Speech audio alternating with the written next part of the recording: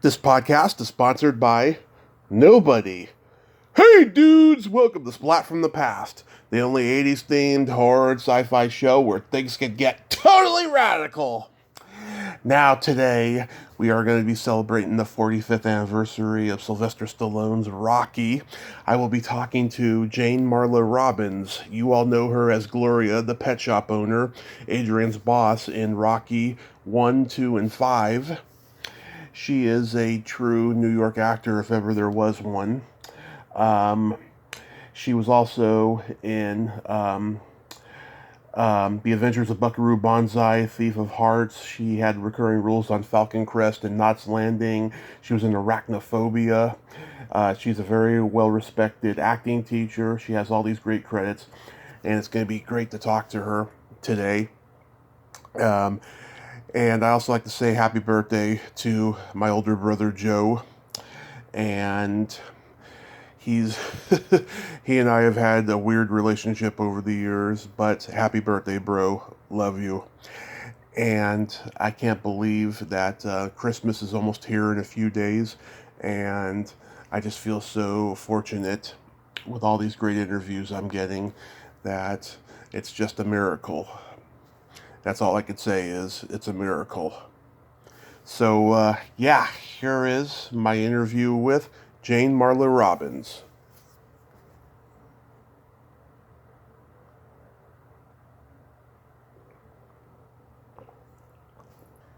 Hello. Hey, Jane, welcome to the show. How are you this morning? Well, I'm excited. Nothing like a good show. Awesome. This is such a great honor. Thank you for taking the time today. Oh, well, thank you for asking me. I think it's thrilling. Awesome. I just saw Rocky the other night. That was thrilling. So thrilling is definitely a good thing. I love it. So, going back in time, did you gravitate toward acting early on in your childhood? Well, if you think of my mother naming me Jane Marla Robbins because she thought it was a good name for an actress, I'd say that was pretty early programming, don't you think? Yeah. So you did school plays and community theater? I didn't do community theater. I did do school plays. They had sent me to an all-girls school. Mm-hmm. But the truth is I was always about 1.5 foot taller than everybody else anyway, so I got to play the men. Mm-hmm. I was brilliant as Malvolio, got a lot of laughs. That's the real drug. Let's talk about addiction. Who is it, Billy Crystal, who says that it's worse than heroin when you get those laughs? Yeah. I don't know if it was Billy Crystal, but yeah, that sounds pretty valid. Yeah, I think it was Billy Crystal. Why do I even doubt myself? Because it's such a brilliant line, and it's so terrifying, and it's so true. And then in high school, since it was an all-girls school, I got to play Richard II, which is to say I was not in the play Richard II. I was the king, the male king, right, which is the largest role in all of Shakespeare. So, I was addicted pretty early. It was probably a way of saving my life because I got to express, which I grew up in a fairly non-expressive family, at least with feelings. And, of course, the theater encourages you to be angry or cry or whatever is sometimes forbidden in homes. And across America. Good morning. Actually, it's afternoon, isn't it? Where are you, Tommy? Are you in California? Yeah, Redding, California. Oh, that sounds lovely. Not really. Very red. What? It's not real what? No, it's a terrible town. I've only been... How long have you been there? 4 years, but that'll take about 2 hours to tell that story. Well, I know, and we only have one, so here we go. Everything beginning with Ed, with red, with R, red. Ready when you are, Tommy. So was it all girls Catholic school? No, it wasn't. It was just a private school, and I'd gone to public school before, which I had been extremely. I found nothing wrong with it. I just did what I was told, right? Right. But the teachers, my mother, brazenly insisted that public school was listed as the best in New York City when she sent me there. But by the 4th grade, apparently I was teaching Puerto Ricans how to read, and the teacher thought maybe maybe I had a brain and someone should be teaching me. But the truth is, I am a born teacher, and I really enjoy it. So I love that in your email you mentioned one of my books, which is the self-help book, Acting Techniques for Everyday Life. Right. So when I teach that, it's a kind of therapy. It's about self-transformation, which I guess really all the meaningful teachers figure out that's what they're doing. They're changing people's hearts and ideally their minds. You're born and raised in New York, though, right? Manhattan, New York. Manhattan. Yeah, so it wasn't a far leap to Broadway. Actually, it was 2 blocks away. Yeah. So you grew up going to Broadway shows. It must have been magical. You know, it was my mother's love, and I was really under her thumb, they say. But, you know, a thumb is a very small thing Yeah. when you think about that expression. I just did anything she said because I was desperate for her attention. Not that got it, and she wasn't like a warm, fuzzy, I love you, Mommy. She was a brilliant woman, it turned out, that nobody knew for years and years, until she got an award, Woman of the Year, with Mother Teresa from Princess Di in London. That was a clue. Maybe she was smart. But again, she was, you know, an entire ocean away from me, so that was okay. But as I say, I just did what she said, and I've already forgotten your question because I'm so excited. My brain is having 3 conversations with you, but I think one will suffice. About going to Broadway shows growing up. Well, my mother loved it, and yeah. You know, and my mother's gone, and my father is gone, and so I don't know if that's true for you or any of your listeners, but the distance allows a certain amount of smart hindsight, and certainly I do believe my acting saved my life in many ways, and probably going to all those shows also nourished me in ways that I didn't understand then. Of course, they were entertaining, all those musicals, too. I don't think we missed much. Certainly, we didn't miss one Martha Graham concert, if you or your readers know. She was a modern dancer, and she was on Broadway all the time, and my mother stuck me in her school to learn how to not be a klutz. That's not really the way to encourage a child to be graceful, but then my mother was clearly in love with Martha Graham, not the person, but probably the idea and the genius of her, because she totally transformed dance in America. Everybody from Jerry Robbins to Alvin Ailey worked with her. And so that's where I went.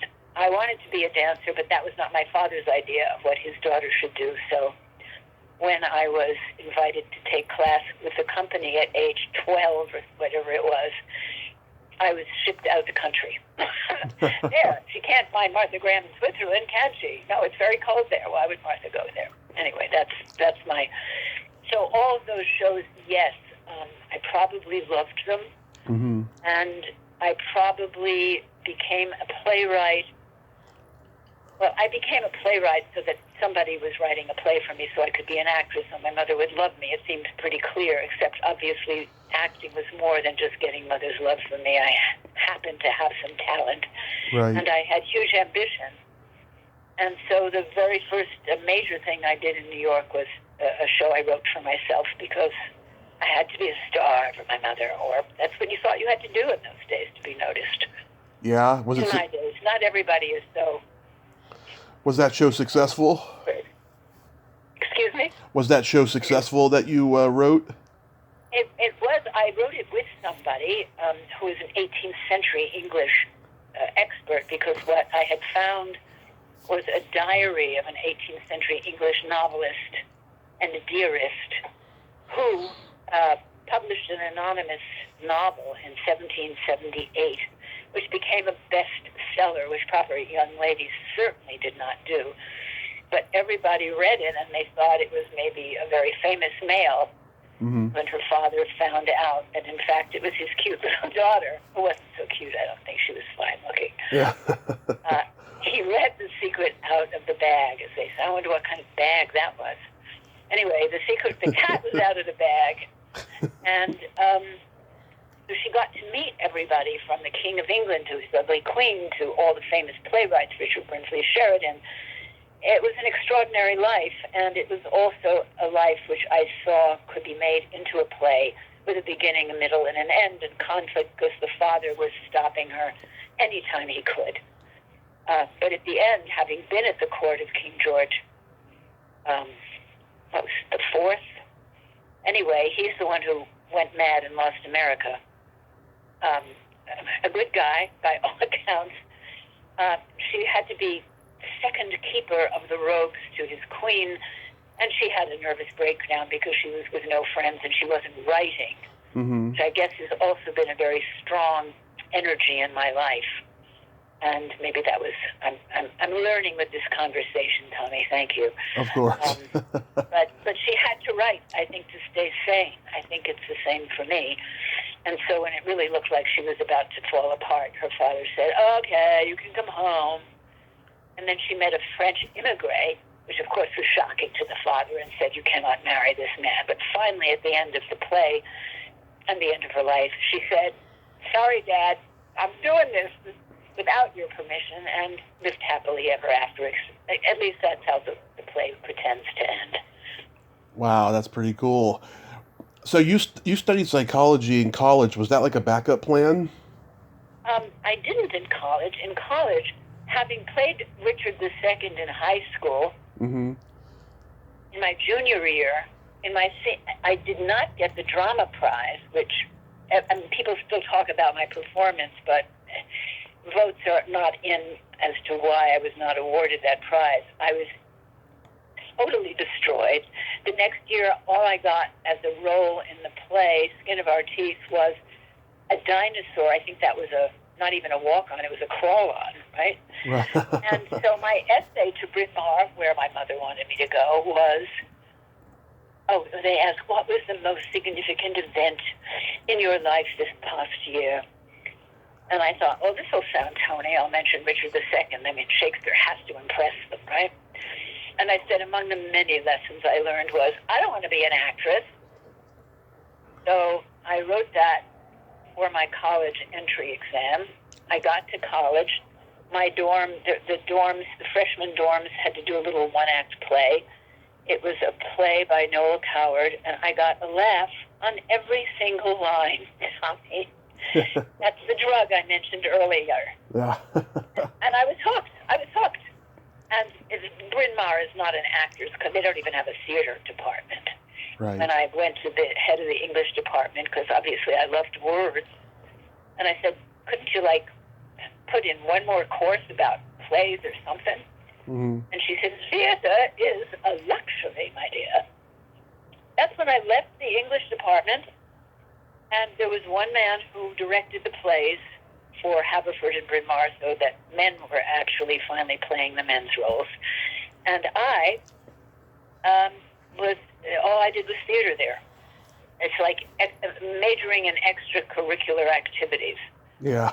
So I got a lot of roles there, and probably learned a lot about playwriting without knowing it. That's great. I think that answered your question, yeah. What did I do at Bryn Mawr? So then, because I'd starred in all the plays, I assumed I would go to New York and immediately become a star, right? Yeah. I was, 17 years old, 18, maybe 21, I guess, of college. And I probably didn't look like an ingenue. I definitely didn't. I was tall. I was handsome, as that New York Times article finally described me. And I couldn't get arrested. And I don't know how much you know about actors' equity. I just wanted to audition for shows, but they're like, no, you cannot audition for an equity show unless you're a member of equity. Right. So, and you couldn't be a member of equity until you were in a show. And that's when I wrote that play for myself with my friend, the 18th century. What was that play called again? It was called Dear Nobody, and Dear Nobody. Somebody said I could do it, like in his theater for one performance, and it sounded good. And then I read it for him, and I guess he didn't get it. And he said, I'm so sorry, we don't have any slots, or whatever polite lie he tried to sum it up. And my collaborator's girlfriend had made me an 18th century costume. We'd written the play, and I guess I was graced with a kind of anger that actually moves mountains. I sat down and thought, well, I have to do it somewhere, and I realized that there were off-Broadway theaters that were actually dark on a Monday night. So we found some little theater off Broadway called the Actors Playhouse, and on a Monday night we did the play, and on the next Monday we did the play, and 6 weeks later the New York Times came, gave it a rave review, and Equity threatened to picket the show unless I became a member. Oh boy. So I became a member of Equity, and everybody thought I was an actress. I didn't know it. I was. It was all kind of quick for me. Yeah. But, ABC calls, do you want so if you did a series, because you seem so brilliant, I played 45 characters in the play. I played the novelist from when she's 15 to 45. Right. And who were your classmates when you're studying acting? Oh, who's famous, you mean? Famous, non-famous, I know everybody. Well, certainly after, so I mean, it is a possibly interesting segue into Rocky, because the one woman show that I mentioned to you, called Dear Nobody, I happened to be seen by a director named John Avalton. Right. A lot of directors saw that show because here was somebody obviously who could act, who gets a rave review, plays 45 characters and 25 accents. And that, unknown to me, 20 years later, in Los Angeles, saw my picture and resume. He was going to direct Rocky, and he did. Nice. And I was offered the role of the pet shop owner without an audition, which is unheard of. But It was, it was a low-budget film. We didn't expect it to be very big. Yeah. Oh my God. The biggest irony of the success of Rocky is that Stallone, went through what Rocky's going through in real life as an actor. They told him he had no talent, he was ugly, he had trouble getting roles, blah, blah, blah. And this movie represents, a metaphor for that. I mean, he never gave up, he persevered, and he sold this movie. And, people who were casting the movie did not want him. They wanted Ryan O'Neal or Burt Reynolds or whoever was big at the time. But he fought through it, and it's just an amazing success story. I know, really, as you say, it's a metaphor, it's a direction, for our lives. Right. So we don't give up, that we go the distance, that somehow, despite seeming odds against it, in other words, I mean, I think I've done that too. Obviously, you have too, or you wouldn't have a radio show. And I'm having so much fun, by the way. Oh, thank you. You're making me laugh is what you're doing. Say what? I said, you're making me laugh is what you're doing. You're very funny. Thank you. I know, and that's kind of an accident. I hadn't thought about that. Uh-huh. So one of the themes of our hour together is my reverence for laughter. And I realized, well, you'll think I'm crazy, but do you know who Ed Azner was? Oh, he was on my show in 2020. Oh my God. Yeah. Was he the best? I wrote a play about Martin Luther King and a rabbi, by Abraham Heschel, his friendship fascinated me. Right. Because although one was black, one was white, one was a rabbi, one was a minister, they had so much in common. They loved each other so much. They marched together. They looked like one person marching together at Selma. And Ed played my rabbi. And when he died, whether you think you can speak to the dead or just the essence of them as you knew them in real life, yeah, I said, well, Ed, how can I honor your life? My God, that man got 97 laughs in 110 minutes for my play, and the audience was crying when they left the lobby. So it's not like it was a total comedy. Oh, yeah. So he said, don't forget your sense of humor, carry the torch. So maybe that had an influence on me. So I'm glad you've been laughing, and Ed was a funny guy himself. I'll tell you, he made a body joke that went over my head right at the end of our interview, and someone had to explain it to me later. He was that funny. Oh, it's hysterical. Yeah, no, he was a very complicated man. Yeah. He was so brilliant in my play. I couldn't believe it. I mean, I had some other actor read the play, because that's what playwrights do, to see if it works or not. And the actor read it at the rehearsal, and I'm like, God, he missed every single joke. So I sat down with him, and I told him the jokes. Mm-hmm. Ed didn't miss one. He noted some lines, but he always did it in character. That's what was so breathtaking. Yeah. Never for a second did you not believe he was this venerable rabbi of an age to be Martin Luther King's father, which is part of what the relationship, I believe, was constituted of. That there was a mentor there, because the rabbi had written all these books which had actually influenced Dr. King. Right. And Ed understood it all. I was beyond lucky. And by the way, that play is on YouTube. I'm going to check it out. My gift to the world. It's called A Radical Friendship by me, Jane Marla Robbins. So. Love it. So, how was working with John G Avalton? Because I heard he was pretty difficult. What? Oh my God! It was a dream. Well, look, I have a small part in that movie. Right. But John and I became very, very good friends. And my relationship with him was always magical. From the moment that he said, I'm offering you this part if you want it, to, I mean, it was interesting. I was at his memorial at the Directors Guild. And I don't know if you've ever been there in LA. It's a big building, and one huge wall of the auditorium is a movie screen. And there was his face, blown up, so big. What is it, 20 feet tall? I don't know. And I just felt, this man is a fixture in my life. If I'm going to live again, I'll see him again. If I lived before, I saw him then. He was, in my opinion, obviously, and obviously, that's what makes horse races, as my dad used to say. He was always smart, civil, intelligent, loving, and generous. Okay, and that's I guess good. Stallone liked him, or he wouldn't have had him direct, two of the Rocky films. Yeah, 1 and 5. Yeah. Yeah. Now Stallone, he directed 2, 3, and 4, and you got to be in 2. What was Stallone like when he was directing? He's a brilliant guy.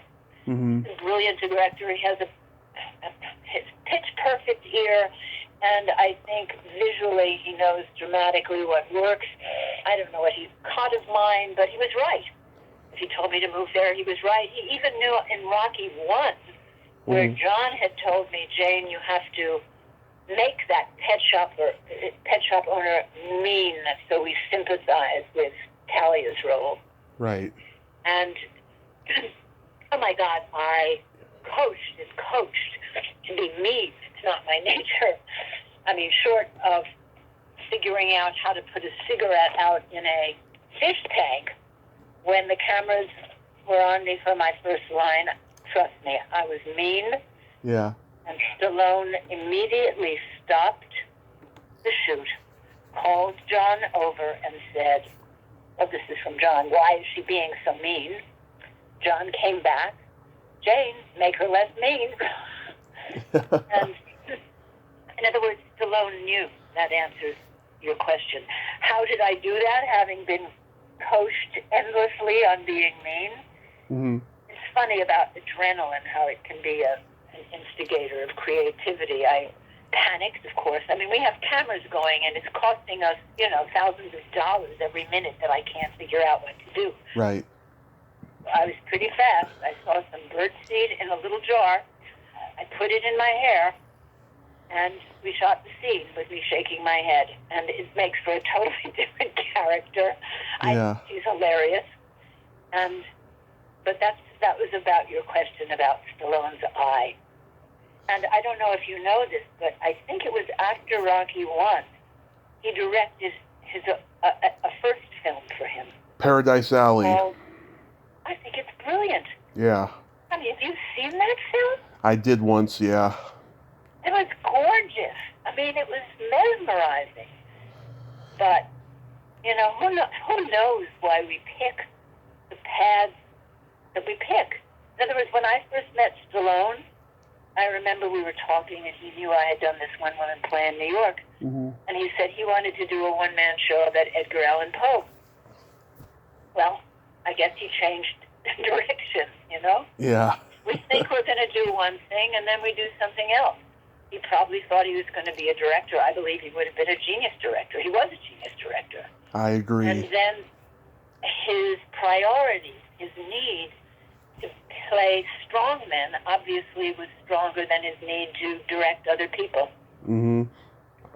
Yeah, well, he fell down that rabbit hole of being the action movie star, But I remember Roger Ebert wrote in his review that Stallone was going to be the next Marlon Brando because of Rocky.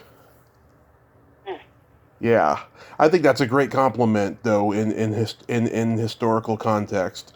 I mean, no one has control over their destiny of what they become. Some people do, some people don't. But he took that action star destiny and ran with it. I mean, but he did Paradise Alley and Fist after this. And those were more character-driven, dramatic films. So in Fist, was he in that? I don't remember. Fist, he's the star of Fist. Because when you're a star in something, Mm-hmm. I mean, I think what he does brilliantly. Yeah. The difference between him and Marlon Brando is that Stallone basically plays one role. Right. In two movies, and Brando, an actor's actor, played everything from a Nazi general to to somebody who had no money and was screaming Stella at the top of his lungs like a great oaf in Streetcar Named Desire. I believe Stallone could have done anything he wanted. I think what's interesting and what we're talking about, or how did you become a radio interviewer? I know we don't have 2 hours, but why do we, in other words, I, who, as you gather, in my first decades, was totally driven to be an actress and a star. Right. And then I got it. It wasn't really fulfilling anymore or needed. And I decided, really, when my career was slow, well, what should I do for backup? And I started coaching people. Now, everyone thought, of course, I would be coaching actors because of my rave reviews, blah, blah, blah. But something in me said, no, I want to teach acting techniques to non-actors to help them with their lives. In other words, to become themselves. The greatest role anyone really has to play. I love that dictum that when you get to the pearly gates, if there are any, or just even at the end of your life, God or you are not going to say to you, Tommy, why weren't you more like Jesus Christ or Moses? In other words, a great man. The question's going to be, why weren't you more like Tommy? Oh. I wasn't more like Jane Marla Robbins. Who is she? That's my job. Obviously, these are my beliefs. I mean, everybody's different. Some actors are just born to play roles. Right. It feeds them, and they give great gifts to the world. I think mine was fine. When I started coaching, it was so rewarding. And then, because I had this nascent writer's identity, which took me a long time to believe I was a writer, for many reasons, which may be boring, but we could go into. Well, I wrote a book called Acting Techniques for Everyday Life. Right. And then I became it's funny, you write a book, it could be a stupid book. This is not a stupid book, I'm happy to say, because people write me all the time, my God. I picked up your book, and I was so shy a few days ago, and I'm using one of your techniques, and I went to a party, and I had a great time. So the book somehow translates by being read, which is amazing to me. And so I became a coach and a writer. Not quickly, but we're talking about evolution, right? Mm-hmm. I mean, I don't know if you were always a radio interviewer. No, I think not when I saw your resume. Nope, I just fell into it. It was purely an accident. I was looking for a vehicle because I wanted to be a horror host because I was going to horror conventions and stuff. And I didn't want to do anything like amateurish in terms of starting my own horror show. I did make an attempt to do it, though, and it blew up in my face, but that's a whole nother story that would take long to tell.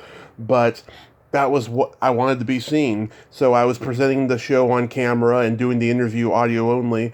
And then after a while, I got tired of seeing myself on camera, so I just made the whole show audio only. And I was recognizing that I was a good interviewer, so I just kept at it. And here I am, over 1,400 interviews now. Congratulations. And this was all following a car accident, too. Those car accidents. I don't think they're accidental. I had a big one, and I moved out of Los Angeles where I was desperately doing auditions and was pretty miserable, surrounded by gas fumes and buildings. And I moved to a place called Topanga, which is actually only 20 minutes from Santa Monica. But we have wild mountains and animals, and that seems to be the kind of place I need more. And here I am, and there you are. Yeah.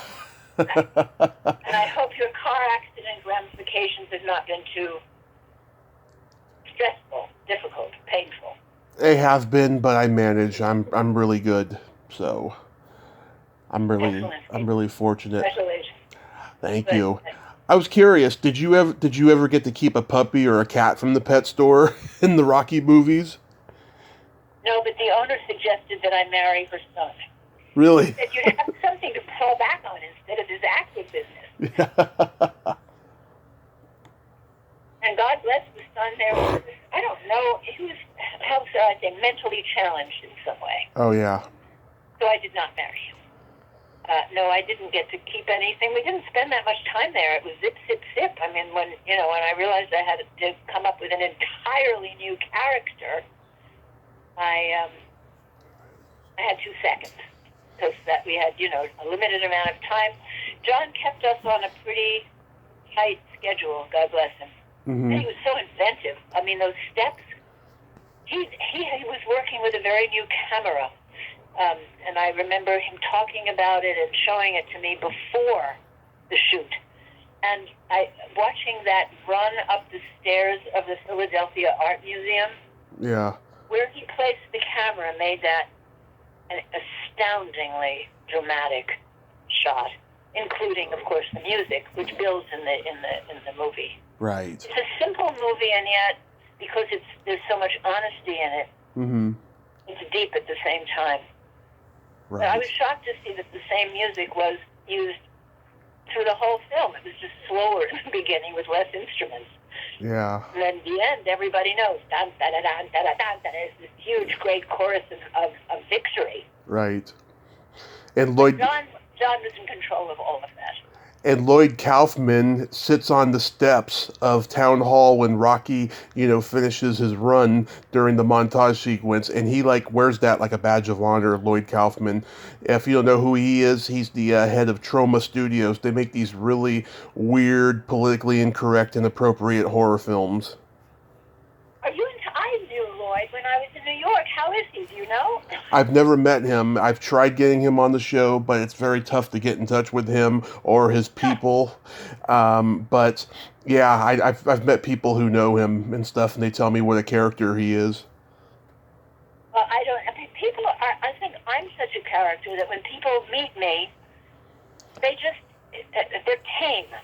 I don't notice that they're a character. I must have met him. I think he dated my sister. I cannot remember how it was that I think we had friends in common, whatever. He just seemed like a really nice guy.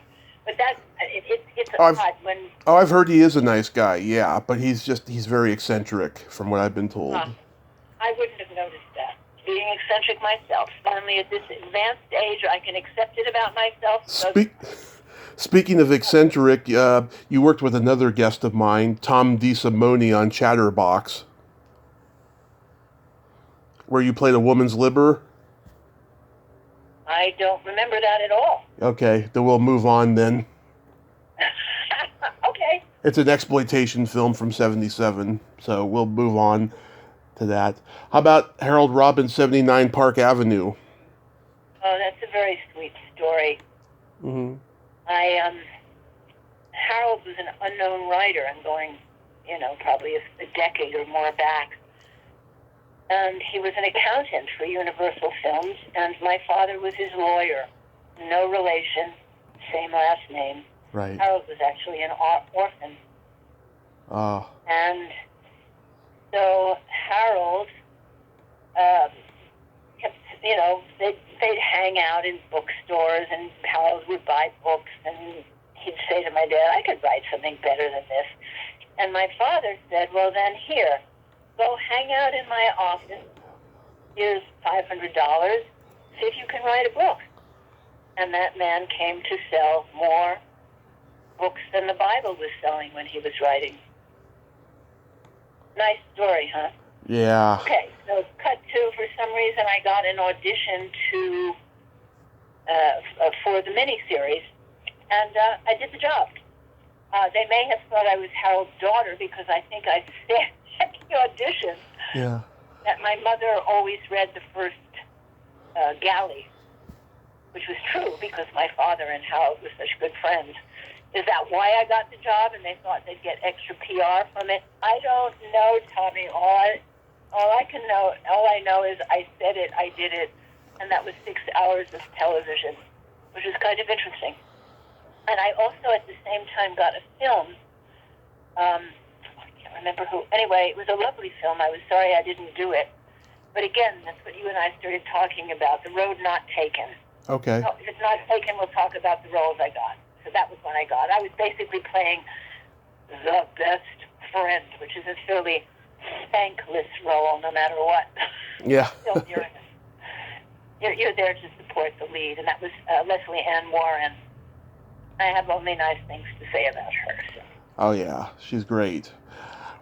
You played a reporter in The Adventures of Buckaroo Banzai. I did. I love that movie. It has a huge cult following. Oh, yeah. And that movie, like Arachnophobia, that I'm also in. Yeah, I'm going to mention that. I worked for 2 weeks on Arachnophobia. If you see that film... I've seen it.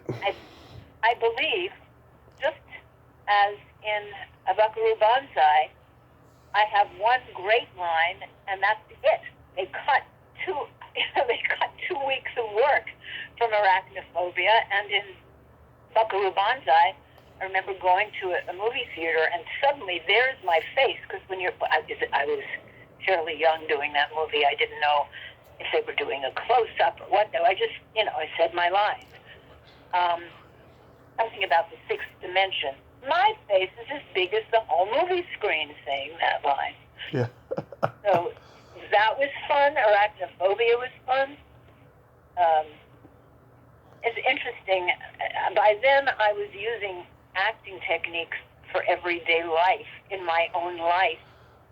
And for the Arachnophobia audition, even the audition sounds like terror to me. They were always terrifying because it must have hit every button of mine. You're being judged, and if you get the wrong answer, you will die.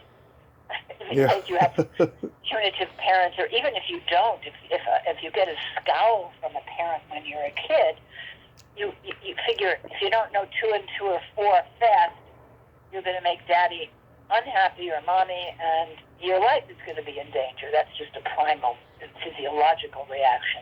Anyway, I'm in there for the audition, and in comes Kathleen Kennedy, who you may know produced with Steven Spielberg, not only Right, Frank Marshall.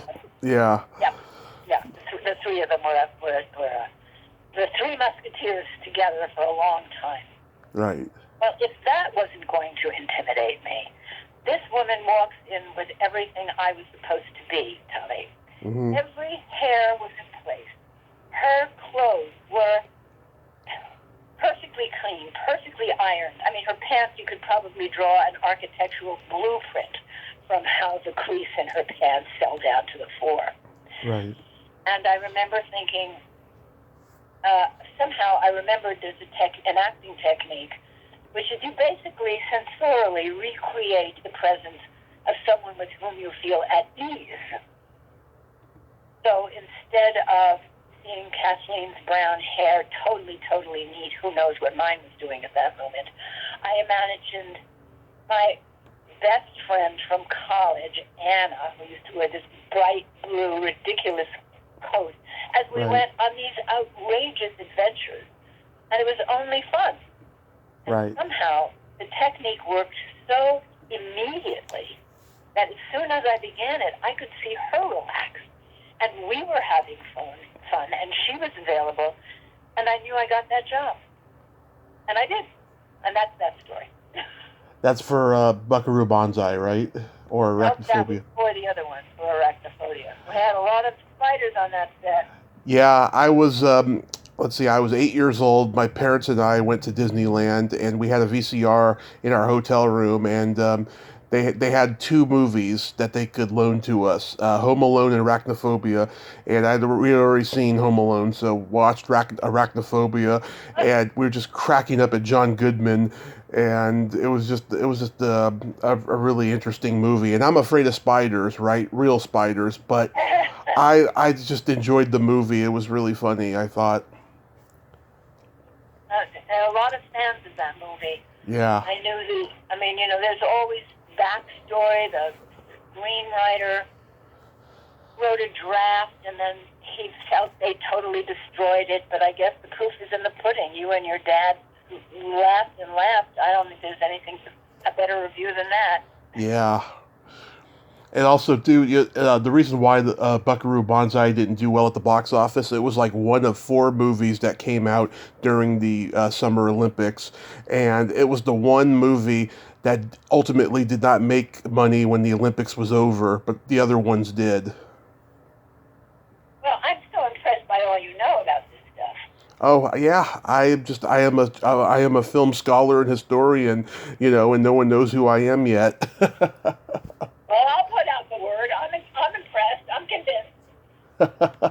convinced. Thank you. Oh, you played a reception guest in Jerry Bruckheimer's Thief of Hearts. That was lovely. That was a job. You asked the story, so if I get away from the bare bones of filmmaking. Digressing is welcome on this podcast. I have long episodes, so go ahead. But then I digress. Yeah. But, I was not doing well as an actress, and I looked at all the bills I had to pay, and it was $10,000 that I owed to various agencies, or rent, or car, or paint, or flight. Yeah. And somebody said to me, here's a technique.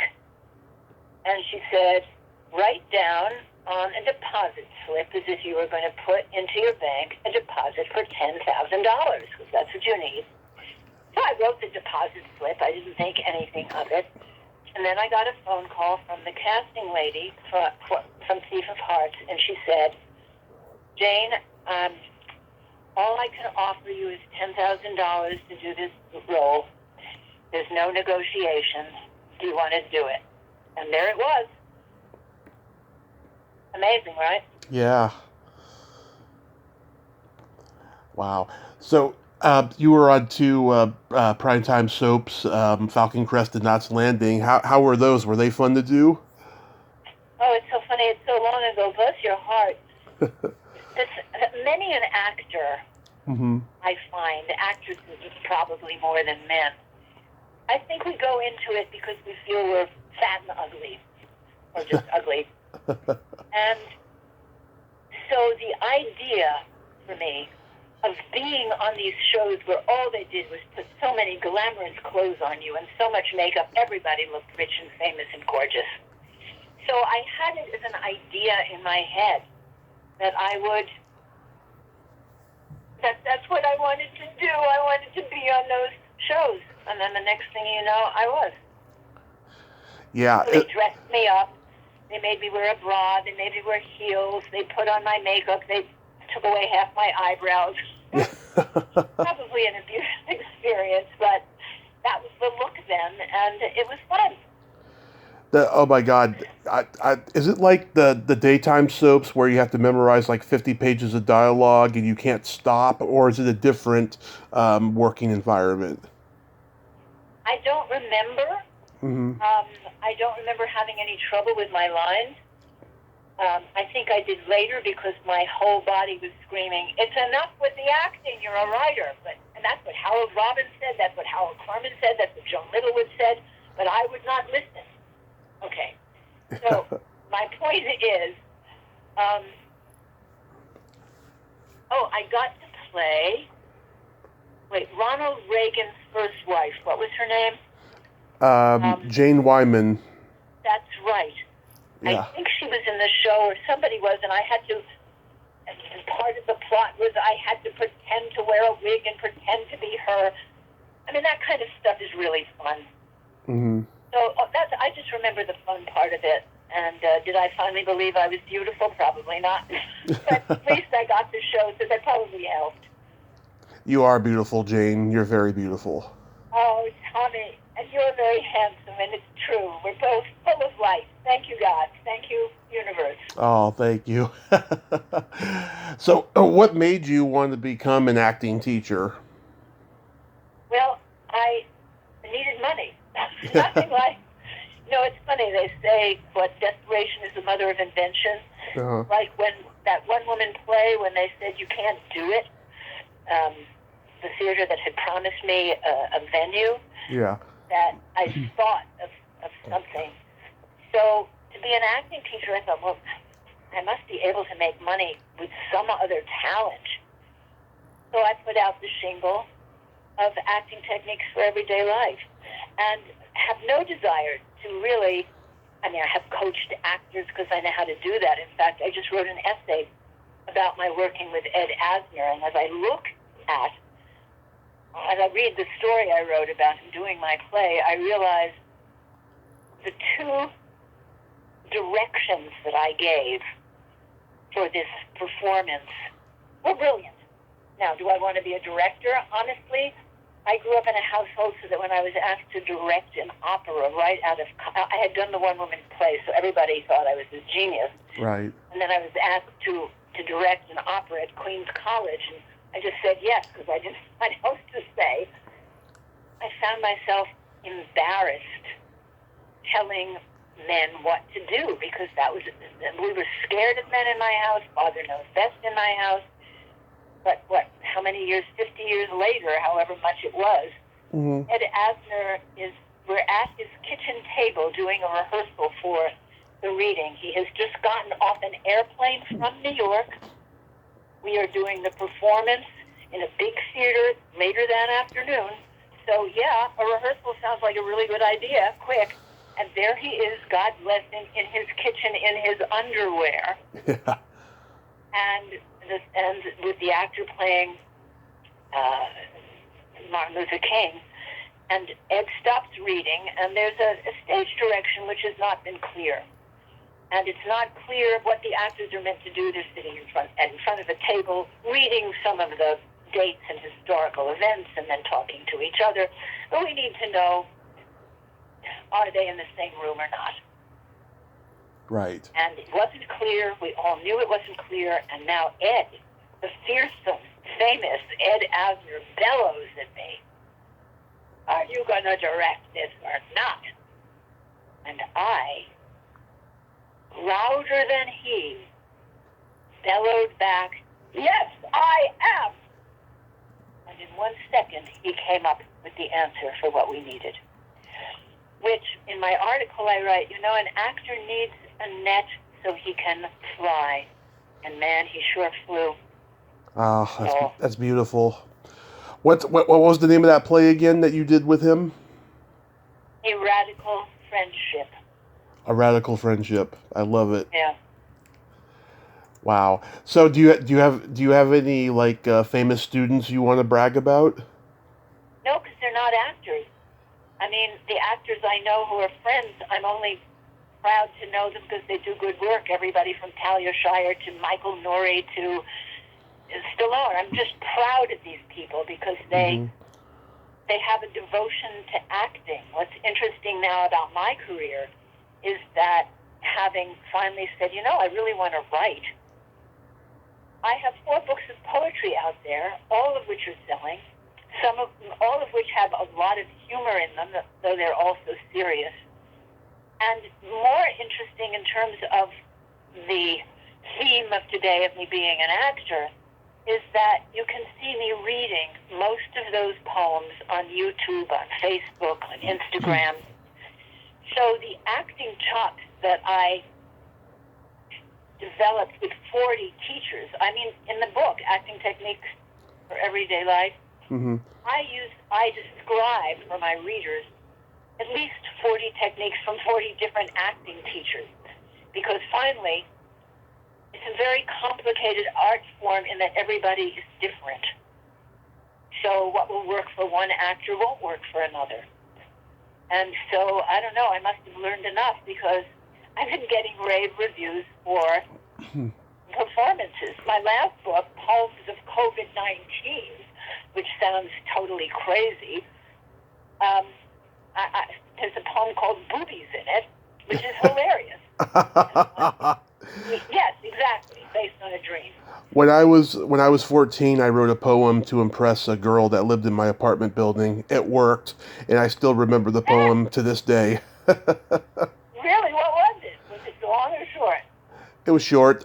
So I just found it recently because I didn't know I still had it. So it's called "I Like to Be Tickled." Okay. That's so sweet. I like to be. Go on. Okay. I like to be tickled, even when I'm holding a nickel. On my belly or my toes, I always feel like a prime rose. If you tickled me below, I will surely giggle, followed by the inevitable toe wiggle. That's the poem. Well, that tickles me. Love it. Love it.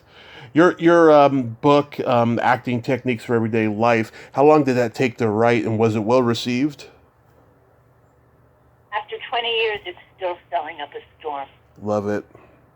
I think the need for it is intense, maybe even more now that COVID's been with us so long, because people naturally are afraid of other people. And mainly it's for people who do not feel comfortable, whether it's giving a presentation in front of 2,000 people or just going to a very small dinner party or meeting where they have to show up and sound intelligent and impress people. Right. Or at least be there. The doctor who came to me and said, I'm too shy to say anything at my medical meeting. And I guess the technique he used was to imagine he had a newborn son.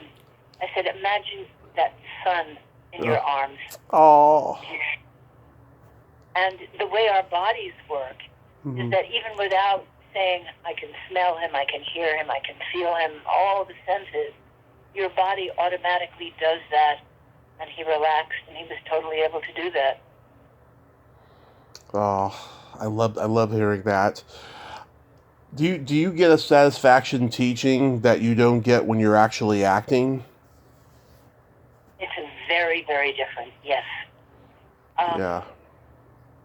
The acting and the writing probably are part of self-expression. I have a great need to express myself and to be heard. I am still the teacher, so I'm hoping that I'm healing hearts and minds even. In fact, the poems of COVID-19, I got many letters saying, may I send these to my friends because I am so comforted in this hard time by reading them, because otherwise it has been so difficult. So that it's really more communicating. So I communicate in some of those poems. Obviously, Boobies has a more original bent to it, but I communicate very often my authentic feelings, which apparently resonate with everybody else's. That book is just me stuck in lockdown for the first 3 months, which unfortunately is not unlike what people are going through now, depending on who the people are. But I think the authenticity of feeling, which I somehow have a gift to communicate through words, reaches people because people are not brave enough, to walk into a grocery store. How are you? And nobody says, I'm scared to death of I'm scared of dying. Yeah. People are dying in droves in the hospital. And then there's the humor, which you and I have talked about, Right. to bring us back to Billy Crystal. So that communication and that healing, and when I'm teaching, there is another healing aspect of it, of course. And the joy in that is if somebody comes to me, whether it's on Zoom or in person, and is miserable, and they've been in therapy very often. Right. And somehow, Tommy, and this is just a miracle in my life for which I am beyond grateful, they leave happy and their lives change. I don't know what I do. I have a talent, and I also think people are ready to change when they come to me because it sounds so outrageous. Oh, yeah, acting techniques for everyday life. But what they learn is that those techniques of transformation are very profound. I mean, I think it's interesting that the very first actors were shamans. They were doctors. And it's about change. And you have to have enormous courage to change. I think that's one of the things I love about actors, which would include me, is how we change. People who saw me in Rocky say, that was you? I thought it was the real pet shop owner. Yeah. And yeah, it's called an art form for that reason. It's called self-transformation. But in real life also, people who are used to being social phobic or shy then can go out after they learn a technique or two. And it is a transformation. They're suddenly happy to be alive in themselves and out in the world. So that alone does make me feel wonderful. And of course, there's another component. I love communication one-on-one. That feeds my soul. Yeah. So, and it's deep communication. It's not just how's the weather. It's like, here's my really deep issue. I'm scared of life or whatever it is. And then we dance with it. I don't mean we literally dance, but if you read my book, there's a lot of dancing for the vocal exercises. Yeah, so I think there are different pleasures in all of those activities, and I guess I feel very, very blessed that I get to do those in my life. I'm so and help glad. people and help myself, because they obviously all of these make me feel good. Yeah. Oh, that is just so wonderful. Jane, you are just so blessed there. Aside from that book you mentioned, is there any other projects you have upcoming? Well, let me see. We have, yes, of course. So there was, she's now living in Australia, but I had a videographer living next to me who videoed me doing performances of the poems of COVID-19. And now it's 18 poems, and the 18-poem video film is being submitted to film festivals. So I guess I'm in film again, Tommy, huh? Yeah. I'm glad. We need your presence on the screen. So, and I'm proud of that work. I mean, I was crazy in lockdown, and I allowed her to come to my little house on the top of a mountain, and somehow I got it in my head to wear a different wardrobe choice for every different poem. Yeah. I mean, who does that? Who reads poems like that? Who even thinks like that? An actor is the answer. And you can't take the actor out of the woman, obviously. So it would be lovely if that got a prize and people could see it so they were less afraid, or more themselves, rather. I think that's a more positive way of saying it. To see who we are in this time of COVID. And yes, there's another book on the way, which is both funny and serious, because I can't help it. That's who I am. But I think everybody is hungry for humor. I think it's a very healing. Who said, laughter is the best medicine? Oh, many people did. It's a cliche now, but it's true. So they can't all be wrong, right? Right. So somehow when I write, I am both funny and serious. Actually, the new one is called, I managed to get an autoimmune disease called myasthenia gravis. Oh. Now, which I'm managing in a very interesting way. But of course, if I live through something, I have to write about it. So now, Tommy, imagine on Broadway, the marquee, Myasthenia Gravis, the musical. well, anyway, it usually gets a big laugh because it's so crazy. But the essence of it is, this is an autoimmune disease is simply your body at war with itself. And I feel like I'm a mirror or a metaphor for the whole country. Our country is at war with itself, whether it's black versus white or Democrat versus Republican, and the world is at war with COVID. So I fit right in once again. Oh, I'll tell you an autoimmune story in email later. But I wanted to ask you, have you ever thought about writing a memoir? Because you got so many great stories. Yes and no. I think I don't know. In other words, all the men I've kissed and fucked, can you say that on your radio show? Oh, fuck yes. And what?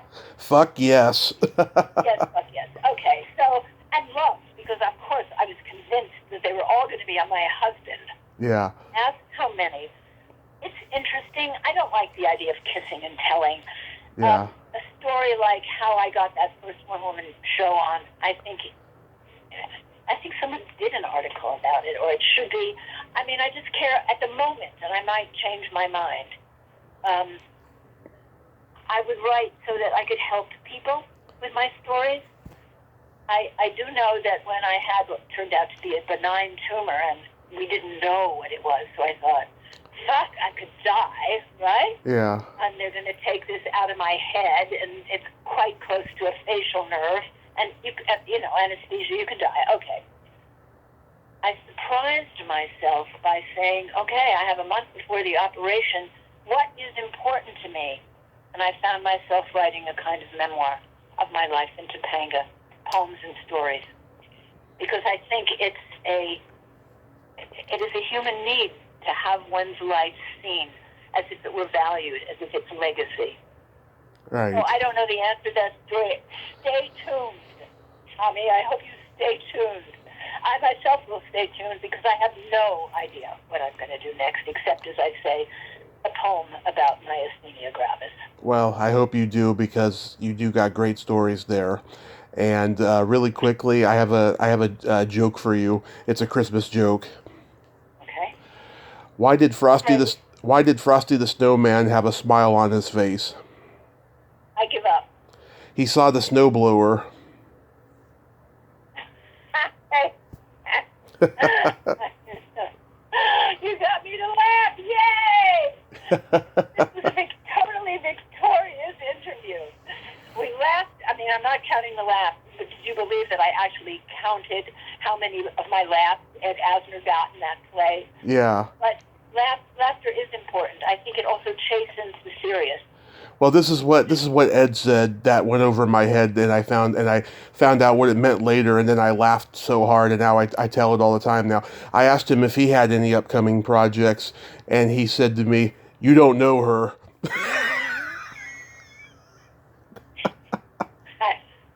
It went completely over my head, and him and his publicist were like laughing their asses off, and I was like, come on guys, explain it to me. And then someone later explained it to me, and Ed was like, I like this kid. Yeah, it was. That's quintessential Azner. I love that story, really. No, he could hardly wait to, put his hand on some woman's thigh. He never did with me. We had the most dignified, courteous, respectful, but we were working on a play which demanded that. So that's what an actor does. You feel the energy for the project. And as I end my article on him, he made it very clear to me that he didn't really want me putting him up on a pedestal. But Tommy, I think sometimes it's not terrible to have someone up on a pedestal if they're the best of the best. I agree. And to me, he was. Yeah. I agree. I mean, I don't agree with touching a lady in that way that you're working with or you don't have a relationship with like that. But I do have to agree, he was one of the greats. Well, he never touched me inappropriately. Mm-hmm. The only time I touched him that I remember, because I wrote about it in this quasi-memoir article that I just sent to Variety, unless you couldn't think of somewhere else I should send it. Between Act 1 and 2, so before we did that play for that first performance, Mm-hmm. when he didn't know we had just done sound and lights, and I looked on the stage, and there was Ed leaning against the prop table as if it was supporting him, and he had no energy in the stick. Yeah. So I just went up to the other actor, and I said, please take care of him on stage. Something's wrong. Yeah. And by the way, when I said that the director's, that was the perfect direction, it made the whole relationship full of real life, which is a kind of trick we directors know. Yeah. However, at intermission, I went back and to tell him how brilliant he'd been, and he said, Jane, I am too exhausted to do Act 2. I can't do it. Oh. And I just, I loved him. What can you say? But I touched him. I touched his arm, and I let him rest. P.S. He did Act 2. He was brilliant. And a week later, he passed out somewhere because he hadn't gone to his doctor on time to get a new pacemaker. But that was Ed, and I think that takes us back to Rocky. What is it in the human spirit that goes on when you think there's something important that we need to do? What you might consider human frailty, right? Right. He needed a new pacemaker, for Christ's sake, and he went on. He got to go to the doctor because many a thing was more important to him than that. That man had about 10 projects in the works at the time of his death. He never wanted to retire. He went and he did it. With over 400 credits. I mean, that is just amazing. Oh, that's interesting. I didn't know that because, of course, in the article I have to say that somebody suggested him for the role, and I was like, oh my gosh, why would he listen to me?